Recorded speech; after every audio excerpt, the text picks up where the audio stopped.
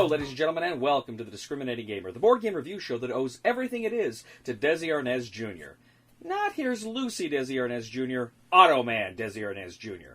Say, ladies and gentlemen, if there's one thing here at The Discriminating Gamer that we love, it's medieval Scandinavian spring breaks. So I guess it's a great time to check out Vikings Gone Wild from Everyday I Play.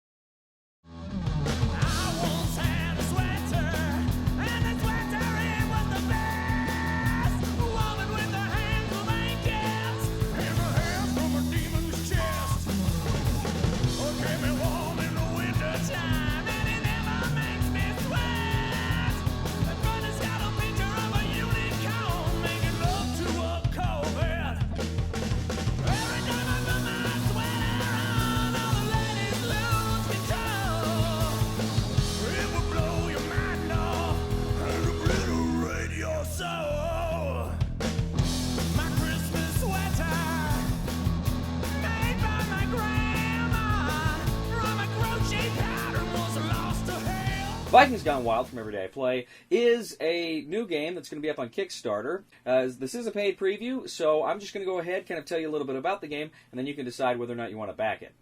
Vikings Gone Wild is a deck building game, and it's also a resource management game. At the beginning of a game, each player is going to get their own little player board. They're also going to get a token that's going to be placed on the board for scoring. Players are also going to receive 3 Town Hall cards, and these are going to be very important for how you can build in the game. And you're going to start at level 1, you may upgrade to a level 2, and of course, finally, you may eventually upgrade to a level 3. Now, of course, you have a starting deck of cards. This consists of beer cards, gold cards, and warriors. Now, beer and gold are kind of like 2 different currencies you're going to use in this game, and you're going to use them both with the cards and with cubes that you're going to get in the game. But also, you have these warriors that you're going to use to attack other players. Now, the game board is going to have different spots for different types of cards in the game. Now, along the top, you're going to have what is known as Odin's Path. Now, Odin's Path is essentially a series of cards that are going to come out every round that you can buy from. These are random cards that may give you various abilities during the course of the game. But you're also going to have kind of established spots, first of all, for buildings. There are different kinds of buildings.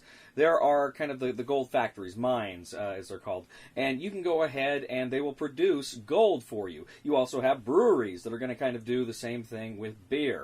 You have some various other buildings as well. Now, you're also going to have unit cards, and unit cards are going to be able to, of course, attack the other player, give you strength with which to attack other players. You're also going to have a section for tower cards. Tower cards are cards that will be able to defend you against another player's attack. There's also space on the board for bonus cards. You're going to select these at the beginning of the game. They're things you can work towards, so at the end of the game you can try to get those specific bonuses. There's also the Divine Favors spot. And these Divine Favors, these are special rewards that are going to give you some pretty powerful advantages over the course of the game at different times. There will also be mission cards in this game. And mission cards are pretty cool because, of course, they're going to give you, again, chances to score. Now, the game takes place over the course of several phases. During the first phase, you're going to have the drawing phase. Every player is going to draw 5 cards from their deck. Next, you're going to have the production phase. Now, during the production phase, if you have cards, buildings like breweries, like gold mines, they're going to produce those resources for you. Now, each player is going to have kind of their turn within the round. Beginning with the first player, there are a few different actions that each player can do. Now, the various actions include things like buying cards. Now, again, when you're buying cards, you can either spend the currency from the cards you've got in your hand, or if you have any of the resource items that you have, got during the production phase that you've been able to save over from earlier in the game, you can spend all those to buy more powerful cards.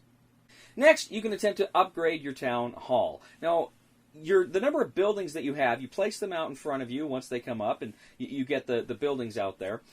But you're limited. You only get a certain number of buildings with each town hall you have until you get to Town Hall 3, which you can have unlimited buildings. So over the course of the game, as you're getting more and more buildings out there, you're going to want to build the better town halls. You do that, you can build more and more buildings, and that will help you out in the game. Next, you can go ahead and attack another player. Now, you don't attack the player directly. Rather, what you do is you attack their buildings. If they have containers, now these are kind of storage containers that can hold their beer or their gold that are kind of produced. You can attack those things, try to loot some of those things for yourself. But critically, too, you're going to score points. You're going to score points by attacking. Now, if your attack is successful, of course, you'll get the points. You may also get other rewards based on some certain factors, certain cards you might have.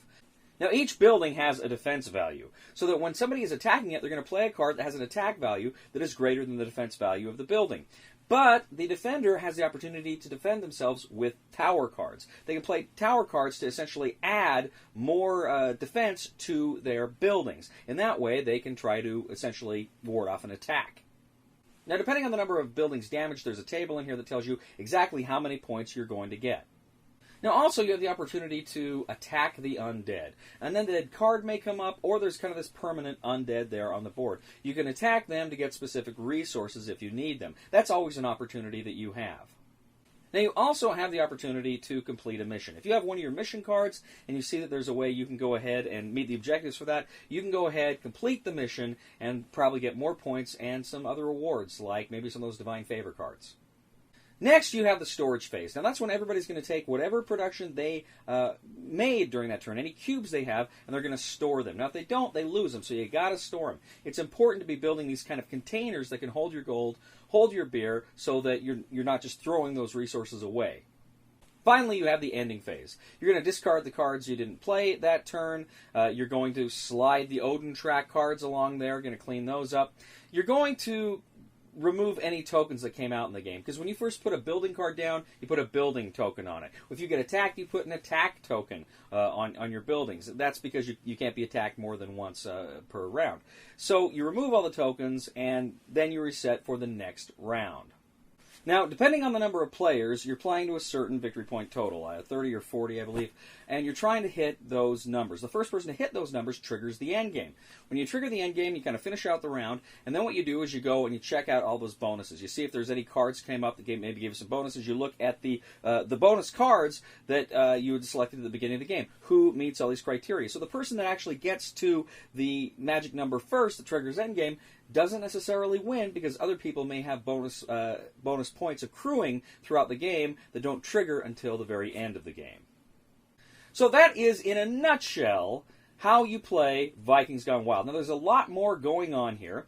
This is actually from a company, EVERYDAYiPLAY, which has done the original app game. This was originally a game for various phones and electronic devices. And they've gone ahead and they've kind of retooled it for a tabletop game. It's a very interesting process how they've done that. And what's cool is they're even going to come out with expansions. They've even got those in the works right now. So this is a game that's going to be coming your way, I think, fairly soon. And I think it may make a bit of a splash. If this looks like a game that you want to enjoy, go ahead and back it on Kickstarter. It'll be up shortly, and I'll put a link to it on this video when it is up. Thank you once again for watching The Discriminating Gamer. As always, we ask you to please leave a comment for us on YouTube, on Board Game Geek, on our Facebook page, or on thediscriminatinggamer.com. We ask you to please like us on Facebook and subscribe to us on YouTube and follow us on Twitter. We are The Discriminating Gamer, and I got to tell you, Vikings Gone Wild is a heck of a lot better than the game that I was planning about my own adventures, Former History Professors Gone Mild. Please somebody help me on my feet again, and I don't know where I'm going, and I don't know where I've been. Please somebody help me on the solid ground. It's a long time, and I'll be dying. Once a year I wind up in the band. All right, Elm, take us full speed into the YOA. I'm trying to. I can't do anything. What about? Oh yes. What would you like? What would you like power to, Cat?